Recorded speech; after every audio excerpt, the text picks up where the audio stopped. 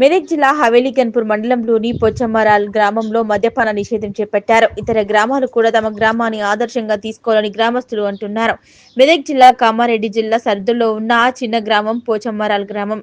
ఈ గ్రామానికి చెందిన తాజా మాజీ సర్పంచ్ రాజు మరొకరు దూప్ సింగ్ మాట్లాడుతూ గ్రామంలో ఉన్న బెల్ట్ దుకాణంలో మద్యం కొనుగోలు చేసి ప్రతిరోజు యువకులు తాగి ఇంటికి రావడంతో ఇంట్లో గొడవలు కాపురాల్లో చిచ్చుగా మారి భిన్నంగా మారుతున్నాయని, అది తాగి మద్యం తాగి వాహనాలు నడపడంతో యాక్సిడెంట్ కావడంతో ప్రాణాలు పోవడానికి కారణంగా మారిందన్నారు. మరికొంతమంది తాగి ఆసుపత్రి పాలయ్యారని, ఉన్న మాసం తులం బంగారం అమ్ముకుని ఆసుపత్రిలో పెట్టడం చివరికి బతికి వచ్చిన జీవంలా తయారవుతున్నారన్నారు.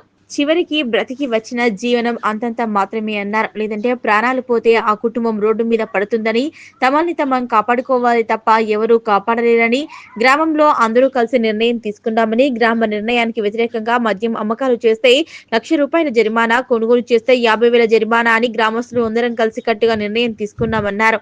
ఈ కట్టుబాట్లు సరిగ్గా జూన్ 10, 2028 వరకు తీర్మానం చేసుకున్నామన్నారు. నమస్కారం, నా పేరు రూప్ సింగ్. మాది పోచమ్రాల్ గ్రామం.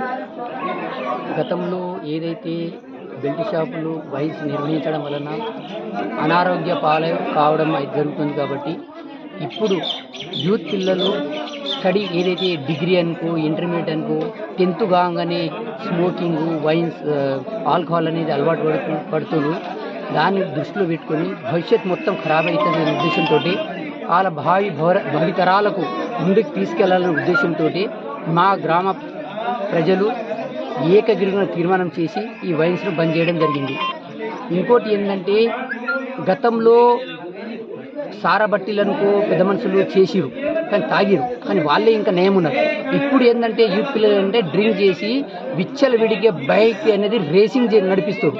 అలా ఎదుటివారు ప్రాణం పోయేది తెలియదు, వీళ్ళ ప్రాణం పోయేది తెలియదు అనే ఉద్దేశంతో మేము ఈ పెద్దల సమక్షంలో ఏకగ్రీవం తీర్మానం చేసి ఆయన వైన్స్ బెల్ట్ షాపులను నిషేధించడం జరిగింది.